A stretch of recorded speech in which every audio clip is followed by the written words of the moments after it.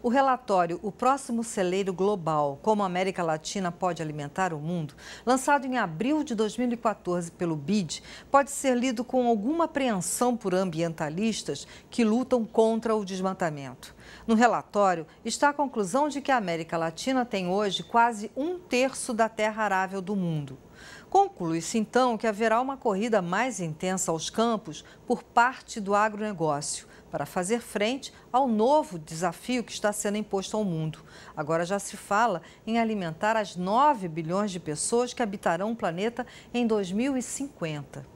A série Empreendedorismo e Sustentabilidade do programa Entrevista traz hoje o pesquisador e engenheiro agrônomo Adalberto Veríssimo, da ONG Amazon, para debater sobre esta e outras questões relacionadas ao pilar meio ambiente do tripé do desenvolvimento sustentável. Beto, muito obrigada pela sua presença aqui.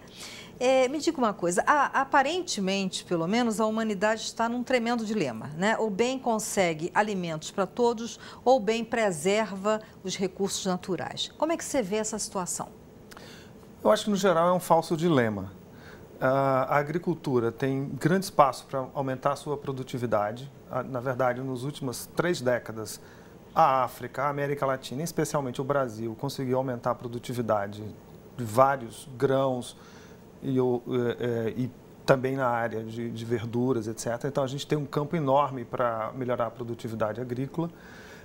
Reduzir também os desperdícios. A gente tem hoje um sistema de distribuição de alimento que ainda, né, a gente teria alimento hoje no mundo para alimentar os 9 bilhões hoje, se a gente não desperdiçasse tanto no processo de produção e no processo de transporte e de comercialização. Então, não é um dilema que não seja superado por 2 coisas que a gente vai viver nessas próximas 2, 3 décadas de maneira muito intensa. Grandes saltos tecnológicos e melhoria substancial na forma como os dados são gerenciados. A gente vai ter muito mais capacidade de saber a safra que vem por aí, como é que essa safra pode ser escoada, comercializada, etc. Então, outro aspecto fundamental é que, na medida que você, de fato, protege grandes áreas, florestas, como áreas protegidas, etc., você estabelece, de fato, um incentivo muito grande para o aumento da produtividade. De fato, em todos os lugares onde a terra ficou artificialmente restrita, houve ganhos tecnológicos muito significativos. Então, nós podemos alimentar 9 bilhões de pessoas no planeta, mantendo as florestas, mantendo as áreas protegidas e conservadas. Tem um outro dilema que se coloca muito, que é manter a floresta em pé ou usar a terra para a produção de biocombustíveis. Como é que você vê este dilema também? No caso da Amazônia brasileira, não precisamos desmatar 1 hectare de floresta para colocar biocombustíveis. A gente tem só na faixa em torno de Belém, onde é uma área muito favorável ao plantio de florestas de rápido crescimento, inclusive de dendê, 10 milhões de hectares de áreas desmatadas. Mais de 2 vezes o tamanho do estado do Rio de Janeiro, isso num raio de 400 quilômetros em torno de Belém, que são áreas altamente favoráveis ao plantio de rápido crescimento para a produção de biocombustíveis. Então, usando essas áreas que hoje estão abandonadas ou estão subutilizadas, facilmente a gente acomoda essa demanda. Para você ter uma ideia, a gente tem uma área hoje em torno de 170 mil hectares apenas de dendê, de um total potencial de 10 milhões de hectares que poderiam ser destinados a isso no Pará. O Pará já tem 23 milhões de hectares de áreas desmatadas. Só o Pará já desmatou uma área quase do tamanho do estado de São Paulo. Então, tudo na Amazônia é superlativo e mostra que, se tiver políticas públicas corretas, processo de tomada de decisão, todas essas demandas podem ser acomodadas no espaço que já está desmatado. Beto, em 2004, quando o Ministério do Meio Ambiente estava com a Marina Silva, havia uma sensação de que o desmatamento parecia incontrolável. A mídia diariamente, praticamente, estava dando manchete sobre o desmatamento e isso meio que parou. Eu queria saber de você o seguinte, o desmatamento foi controlado ou o interesse da mídia e das pessoas pelo desmatamento é que foi arrefecido? Bom, de fato, o desmatamento de 2004 para 2013 teve uma queda expressiva, né? A gente teve aí uma queda em torno de 75%, se a gente comparar 2013 com 2012, 2004. Então, essa queda foi graças a uma série de políticas públicas que incluíram a criação de unidades de conservação, melhoria no sistema de comando e controle, as fiscalizações foram muito mais eficientes, a apreensão, chamada Operação Boi Pirata, se apreendeu gado que estava em áreas irregulares, etc. Então, de certa maneira, o Brasil tirou um hiperdesmatamento que a gente tinha no início da década passada, trouxe para uma taxa, entre aspas, um pouco mais civilizada, ainda assim alta. Só para a gente lembrar, a gente está desmatando nos últimos 2 anos em torno de 5.000 quilômetros quadrados. Ainda é um número elevado. O Brasil tem um compromisso internacional de trazer esse desmatamento aí para a faixa de 3.300 quilômetros já a partir de 2016. Então, e tem muita gente, muitos especialistas que dizem que o Brasil já deveria realmente perseguir um desmatamento zero, considerando tudo que já foi desmatado, que é extremamente expressivo. A gente já desmatou áreas imensas na Amazônia, a gente desmatou um estado de Minas Gerais inteiro e um Paraná inteiro. Então, de fato, seria um momento de pensar no desmatamento zero. A sociedade brasileira também pode ajudar nisso, nesse desmatamento zero? Pode. Eu acho que tem 3 formas como o cidadão pode contribuir. Obviamente, ele tem o papel de formador de opinião, de pressionar os políticos, as autoridades, para manter, de fato, uma pressão no combate ao desmatamento. Pode comprar produtos da Amazônia que são de origem sustentável e penalizar aqueles produtos que não têm rastreabilidade, que não têm origem garantida. Então, quando alguém vai no supermercado e faz uma opção de um produto que tem origem, ele está dando uma contribuição importante para a Amazônia. É claro também que um terceiro elemento é investir na Amazônia. A Amazônia não vai resolver o problema do desmatamento com subdesenvolvimento ou com pobreza. E esse é um dos problemas da Amazônia. A Amazônia é a região hoje do Brasil mais pobre. Os indicadores da Amazônia estão abaixo da média nacional. E esse é, de fato, uma grande ameaça no médio prazo. Quer dizer, a gente precisa reverter a dívida social da Amazônia, a dificuldade de fazer negócios na Amazônia. Então, são as 3 coisas que precisam ser feitas. E lembrar que a Amazônia também tem pessoas morando lá, né? São 25 milhões de pessoas, não é isso? A Amazônia tem 25 milhões de pessoas e tem quase 80% das pessoas morando em cidades. Então, a Amazônia repete um fenômeno global de grande tendência de urbanização.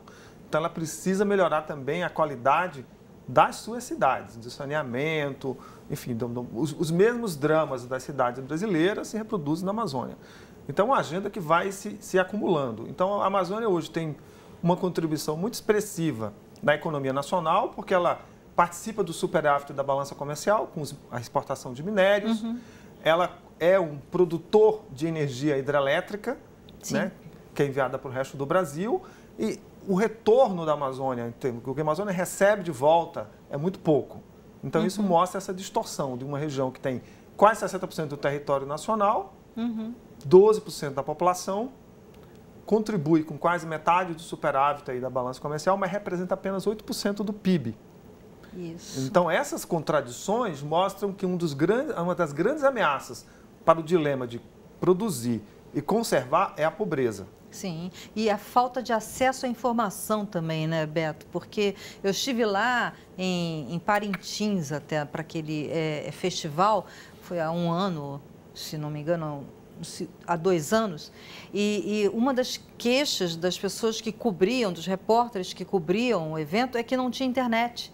Então, assim, como que a gente pode imaginar, né, um Estado com esse poder todo que você está aí falando e que não tem acesso fácil à informação? Até tem internet, mas é uma internet que quase não chega, as operadoras também quase não chegam por lá, quer dizer, tem o dilema começa aí, né, no empobrecimento da infraestrutura desse Estado, que é gigante, né? Esse é um desafio.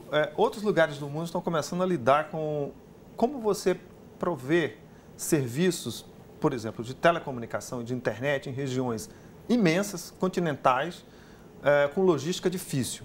Então, esse é um desafio. E eu acho que, em parte, isso tem que ser pensado como um dos investimentos mais estratégicos. Seja com novos satélites que sejam estacionários, que possam melhorar as comunicações na Amazônia, o uso de balão, enfim, fibra, aproveitar os leões das linhas de transmissão de energia hidrelétrica para realmente colocar as bandas largas, isso já está sendo feito.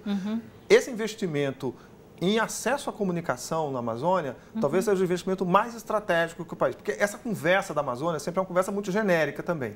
Então, vamos investir em ciência e tecnologia, aí se fala num monte de coisas que são mais ou menos obviedades, mas na prática, talvez essa ação de melhorar a banda larga, de permitir com que as pessoas que estão na região tenham acesso à informação, reduz essa questão da assimetria. E permite com que a Amazônia possa experimentar um novo ciclo de inovações na área de serviços. Por exemplo, a gente não vai ter um engenheiro agrônomo, um engenheiro florestal, um extensionista nos rincões da Amazônia. A Amazônia é imensa. Então vamos ter que combinar coisas remotas, centros virtuais onde você tira dúvidas, com para botânico, com técnicos locais. Isso é algo com custo efetivo muito mais adequado ao nosso padrão e provavelmente vai ter uma resposta muito melhor. Mas as pessoas, quando falam na Amazônia, pensam na ideia de que a gente, para resolver o problema da falta do Estado brasileiro na Amazônia, é colocar funcionário público em tudo que é lugar da Amazônia. Isso não fecha a conta, isso é uma coisa que é impagável.